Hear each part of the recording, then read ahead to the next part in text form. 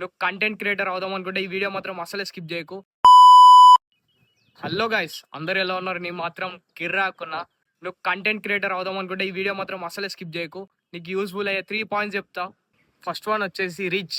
అకౌంట్కి రీచ్ ఆటోమేటిక్గా వస్తుంది. మీరు ఏం టెన్షన్ పడకలే, మీరు వీడియోస్ అప్లోడ్ చేసుకుంటే పోలే, ఆటోమేటిక్గా రీచ్ అనేది వస్తుంది. సెకండ్ వన్ వచ్చేసి వైరల్. వైరల్ ఉన్న వీడియోస్ మాత్రం చేయండి. దానివల్ల కూడా మీ వీడియోస్ అనేది క్లిక్ కావచ్చు. ఒక 90% ఛాన్స్ ఉంది. నేను కూడా అట్నే నా వీడియోలు కూడా క్లిక్ అయినాయి. ఒకసారి నా అకౌంట్ ఓపెన్ చేసుకొని చెక్ చేయొచ్చు మీరు. థర్డ్ వన్ వచ్చేసి నీ చుట్టుపక్కల మొత్తం పాజిటివ్ పీపుల్ని పెట్టుకోండి. వాళ్ళ వల్ల మీరు ఇంకా వీడియోస్ చేయడానికైతే మీకు మోటివేట్ అవుతారు.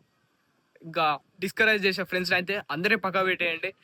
అలాంటి వాళ్ళు ఎంత చెప్పినా వేస్టే వాళ్ళ గురించి.